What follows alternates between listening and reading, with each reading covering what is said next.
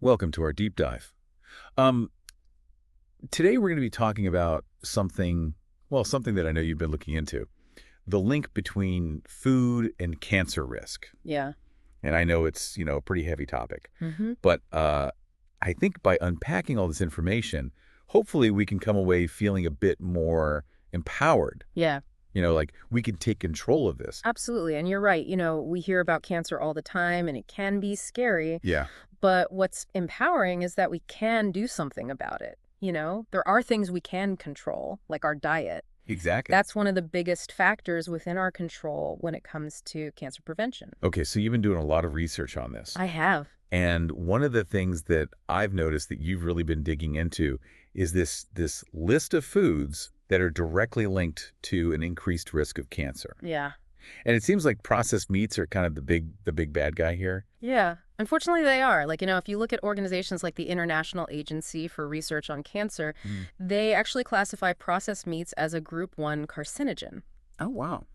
So that puts them right up there with smoking in terms of cancer risk. That is serious. Wow. So what exactly makes processed meats, you're talking about your bacon and your sausages and your hot dogs and all that. What makes them so dangerous? Well, it's the chemicals that are involved. Okay. So processed meats have these things called nitrates and nitrites in them, Hmm. and those are added as preservatives. Okay. However, during processing and digestion, these compounds can actually react and transform into these things called nitrosamines. Okay, so it sounds like you're mixing two harmless ingredients together, Right. but then their chemical reaction creates like a dangerous byproduct. Yeah, that's a great analogy. Okay, so these nitrosamines, they're the real troublemakers here. Yeah. What kind of damage are they doing? Well, they can damage the DNA in our cells. And that type of damage is a key driver in the development of cancer. And Yeah. specifically, processed meats have been really strongly linked to colorectal and stomach cancers. Okay, so that's definitely food for thought the next time I'm at the deli counter. Yeah. And it's not just processed meats we need to be kind of wary of, right? There's also red meat. Yeah, that's right. Excessive consumption of red meat, things like beef and pork and lamb, has also been linked to cancer. And interestingly enough, I was reading through your notes and you mentioned that it's not just about what kind of meat it is, it's also how you cook it. That's right. Can you tell me a little more about that? So, when meat is cooked at high temperatures, so think like grilling or frying, Okay. it can create compounds called HCAs and PAHs, Uh-huh. heterocyclic amines, and polycyclic aromatic hydrocarbons, which are Wow. basically just chemical byproducts of high heat cooking. Huh. And those have also been linked to an increased risk of cancer. So it's almost like a double whammy with red meat. Hmm. The type of meat itself and how we cook it can increase our cancer risk. Exactly. And, I'm noticing a pattern here. Colorectal cancer seems to be a recurring theme, along with some other ones like pancreatic cancer and prostate cancer. Right. Right. Okay. And we've got to talk about alcohol, too. It's not exactly a food, Hmm. but it is something a lot of people, enjoy with their meals. Right. It's part of our, culture and our social gatherings. Yeah. But it is really important to be aware of the link to cancer. So alcohol is actually also classified as a group 1 carcinogen, which is Really? like processed meat. Wow. And that's because when we drink alcohol, our bodies break down that ethanol into a toxic substance called acetaldehyde. Acetaldehyde. That sounds ominous. It does. What does it do to our body? Well, it can damage our DNA directly, Wow. which Wow. increases our risk of cancer development. And the scary part is that it's not just one type of cancer we're talking about here. Alcohol consumption has been linked to a really surprisingly wide range of cancers, including mouth and throat and esophagus and liver and breast, and even colorectal cancer, which we've already talked about. That's a serious list. Yeah. That really makes you think twice about that after-work cocktail. Yeah. Okay, so far we've been talking about things that directly increase your risk for cancer. Right. But you've also got some notes here about foods that indirectly increase the risk, mainly through their connection with obesity. Right. What are some of those? Well, foods that are high in sugar, like sugary drinks, Okay. and heavily processed foods, they don't directly cause cancer, but they can lead to weight gain and obesity, which is a major risk factor for a lot of different types of cancers. So it's almost like a chain reaction, excess sugar, weight gain, and then increased cancer risk. Exactly. Yeah. And unfortunately, we're seeing this global rise in obesity rates, and that's contributing to a surge in all sorts of chronic diseases, including cancer. Now, here's an interesting one that you've got in your notes. Foods contaminated with aflatoxins. Yeah. Now, I'm guessing most people have never even heard of those. Probably not. They're not something that comes up in dinner conversation very often. Right. But they are something to be aware of. Aflatoxins are these toxic compounds that are produced by certain types of mold. Mold. Mold, exactly. Particularly those that grow on foods like peanuts and grains and corn. And they're more common in warm, humid climates. And what makes them particularly dangerous is that they're strongly linked to liver cancer. So it's not just about what we're eating. It's also about making sure that our food is stored properly and preventing that mold growth. Yeah, absolutely. Okay, now let's talk about something that might surprise people. The dangers lurking in those crispy, delicious fried foods. You're talking about acrylamide, right? I am. So acrylamide is a chemical that forms in starchy foods during high heat cooking, Yeah. like frying or baking or roasting. And while the research is still ongoing, there have been studies that have shown acrylamide to be carcinogenic in animals, so suggesting it could pose a potential risk for humans, too. So again, it's not just about choosing healthy ingredients, but also about how we prepare them. Yeah. Okay, so I see you have some notes here about ultra-processed foods, salt-preserved foods, and artificial additives. Let's unpack those quickly before we move on to the good stuff. The things we can do to actually lower our risk. Okay. So starting with ultra-processed foods, those are basically all of those packaged snacks and instant noodles and frozen meals. Right. They tend to be packed with refined sugars and unhealthy fats, and a long list of additives and preservatives. Right. And some of those additives have actually raised some concerns about potential cancer links. Oh, okay. Salt-preserved foods, which are common in some cultures, can be problematic because of the high salt content, Okay. which can damage the stomach lining and increase the risk of stomach cancer. And last but not least, artificial additives. Yeah, so while the evidence is still, somewhat mixed on some of these, some artificial sweeteners and food dyes have also been linked to cancer in certain studies. Okay, so we've covered a lot of ground here. We have. A lot of potentially risky foods, and it might be feeling a little overwhelming right now. Yeah. But remember, we're doing this so we can make informed choices. Right. And that's exactly what we'll focus on next. Okay. So let's shift gears now and talk about some positive steps we can take to reduce our cancer risk through diet. Great. What's the best place to start? I think one of the most powerful things we can focus on is cultivating a healthy gut microbiome. Okay, the gut microbiome. Mm-hmm. It's one of those things everybody's talking about. It is. But honestly, I still find it a little mysterious. Yeah. So can you break it down for me? What is it? Well, you can almost think of it as this hidden world, like inside of us. Okay. It's this complex ecosystem teeming with trillions of bacteria, Wow. fungi, and all sorts of other microorganisms. So these tiny little residents, they're playing a pretty big role in our overall health. They are. Affecting everything from digestion to our immunity and even our risk of chronic diseases like cancer. Trillions of microorganisms living inside of us. That's pretty mind-blowing. It is. So how does this all relate to cancer prevention? Well, research is increasingly showing that a diverse and balanced gut microbiome is really essential for a strong immune system. Okay.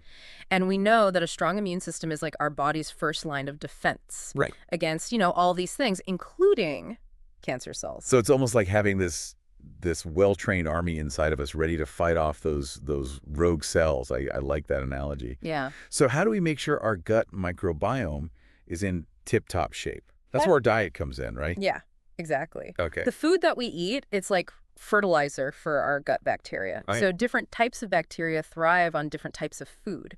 Like a diet rich in fiber, for example, is like a feast for those beneficial bacteria. Okay, so load up on those fruits and veggies and whole grains.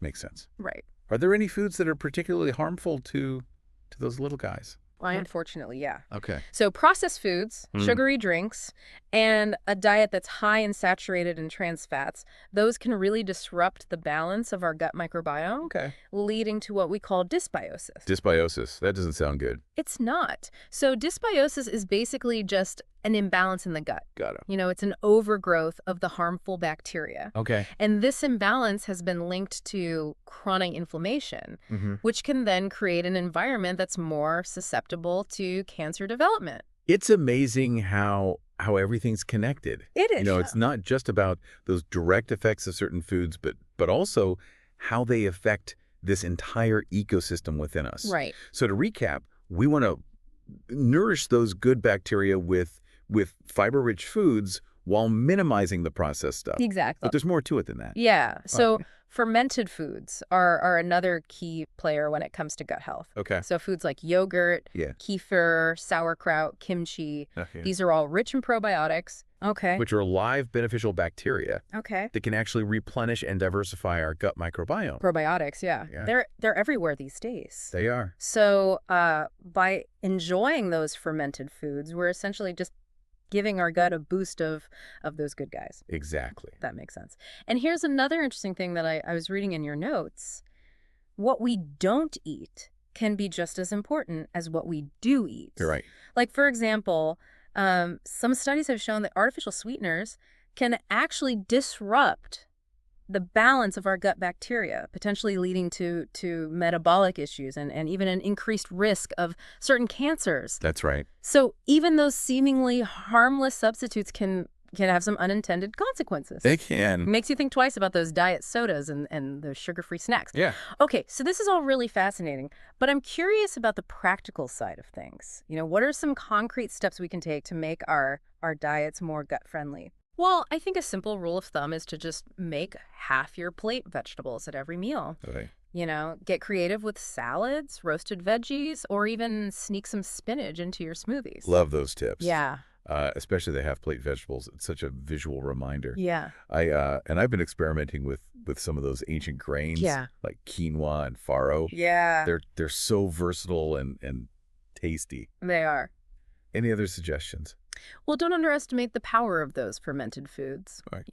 Add a dollop of yogurt to your breakfast, or try incorporating sauerkraut or kimchi into your meals. Okay. It might sound unusual at first, but they can add this really tangy, delicious flavor to so many dishes. Okay, fermented foods, check. And I know we touched on this before, but can you just remind me about prebiotics? Yeah, so probiotics are the live beneficial bacteria themselves. Okay.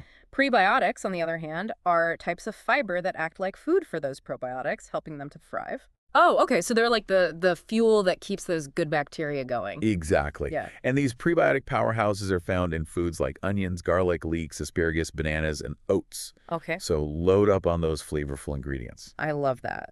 Boosting our health with delicious food really is a win-win. It is. Okay, we've covered a lot of ground here. We've explored this fascinating link between the gut microbiome and cancer prevention. Yeah. And how our food choices can either support or disrupt that delicate balance. Right. But before we move on, I want to address a question that I know a lot of people have. Okay. What about supplements? Do they have a role to play in all of this? That's a great question. So while it's always best to get our nutrients from whole foods, Right. supplements can sometimes be helpful, especially if there are dietary restrictions or if you have some sort of deficiency. But it's really important to approach them with caution. And to consult with a healthcare professional. Good advice. Yeah. Supplements can be a bit of a Wild West. Yeah. So what about supplements specifically for gut health? Are there any that you think are particularly beneficial?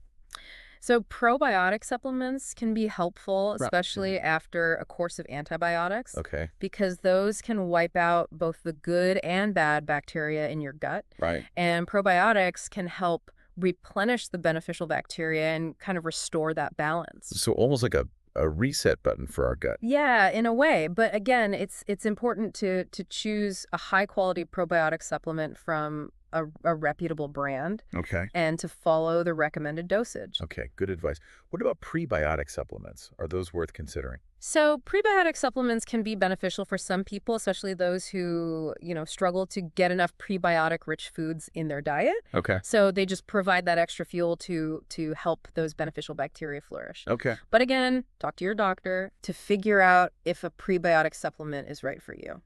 Perfect. This has been a fascinating deep dive into this world of the gut microbiome and its impact on cancer prevention. Yeah. We've explored this incredible power of food to really influence that internal ecosystem. And we've learned some great tips for incorporating gut-friendly foods into our diets. Right.